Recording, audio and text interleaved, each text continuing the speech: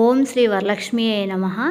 వరలక్ష్మి వ్రతం శ్రావణ మాసంలో అసలు ఏ వారం చేసుకోవాలి, ఆ వారం గనక కుదరకపోతే ఏం చేయాలి, ఎవరెవరు చేసుకోవచ్చు, నియమాలు ఏమిటి, పూజ ఎలా చేయాలి, ఆ రోజు చేయవలసిన పనులేమిటి, తోరాలు ఎలా రెడీ చేసుకోవాలి, అమ్మవారికి ఇష్టమైన మరియు పెట్టవలసిన నైవేద్యాలు ఏమిటి, చదవవలసిన స్తోత్రాలు, మంత్రాలు, శ్లోకాలు ఏమిటి, ఉపవాసం చేయాలా, వాయనంలో పెట్టవలసిన వస్తువులు ఏమిటి, వరలక్ష్మి వ్రతం చేసేవారు తప్పకుండా పాటించాల్సిన నియమాలు ఏమిటి అనే విషయాల గురించి మనం ఈ వీడియోలో తెలుసుకుందాం.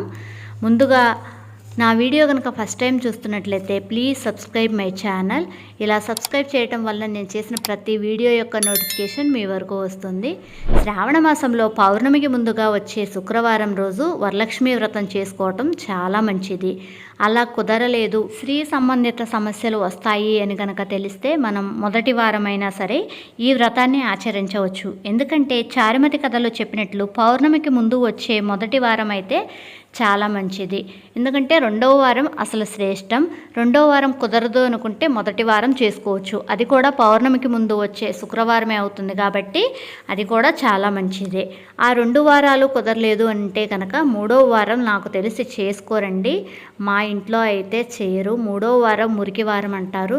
4వ వారం చేసుకోవచ్చు. 3వ వారం అలా అని చెప్పి అసలు పూజ చేయకుండా ఉండరండి. ఆ రోజు మామూలుగా లక్ష్మీ అమ్మవారి పూజ అయితే చేసుకోవచ్చు, కానీ వ్రతం చేసుకోరు. 4వ వారం శ్రేష్టంగానే ఉంటుంది. 4వ వారమైనా చేసుకోవచ్చు అని శాస్త్రాలు చెబుతున్నాయి. మతాలతో సంబంధం లేకుండా, కులాలతో ప్రమేయం లేకుండా ఈ వ్రతము భక్తి శ్రద్ధలతో ఆచరించిన వారి ఇంట ఆ వరలక్ష్మి అమ్మవారి వరాలు ఇవ్వటానికి సిద్ధంగా ఉంటారండి. ఈ పూజ ఎవరైతే గనక ఆచరిస్తారో వారి ఇంట అమ్మవారి అనుగ్రహం ప్రవాహంలా ఉంటుంది.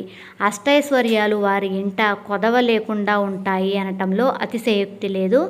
వరలక్ష్మి పూజ చేసుకునే రోజు ముందు రోజే కావలసిన పూజా సామాగ్రి, నైవేద్యాలకు సంబంధించిన అన్ని ఏర్పాట్లు చేసుకుని సిద్ధంగా ఉంటే గనక మనకు పూజ రోజు హడావుడి లేకుండా ఉంటుంది. పూజకు సంబంధించిన సామాగ్రి ఏమేమి కావాలి అనేది నేను ఒక వీడియో చేశానండి. మీకు లింకు డిస్క్రిప్షన్ బాక్స్లో ఇస్తాను, ఒకసారి చెక్ చేయండి.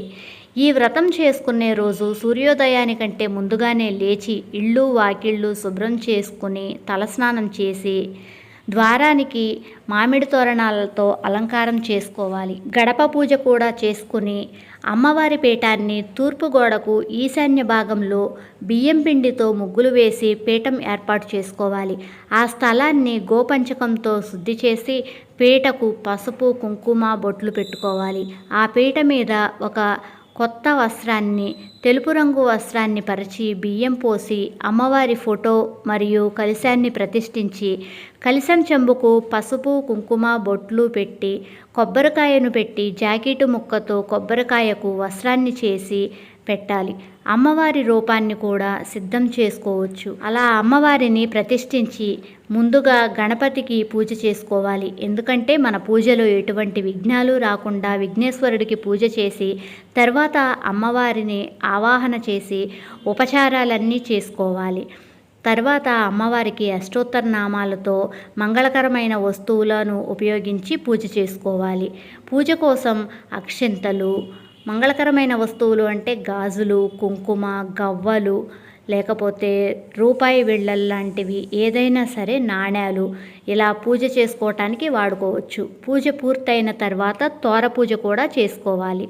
తర్వాత చారుమతి కథ చెప్పటంతో మనకి ఈ వ్రతం అనేది సమాప్తమవుతుంది. పూజ పూర్తయిన తర్వాత భర్త యొక్క కాళ్ళు కడిగి ఆ నీళ్లు నెత్తి మీద పోసుకొని ఆయన ఆశీర్వాదం తీసుకోవటం కూడా చాలా మంచిది. మీకు కనుక ఈ వీడియో నచ్చినట్లయితే ప్లీజ్ లైక్ చేయండి, షేర్ చేయండి, కామెంట్ చేయండి. Please subscribe my channel.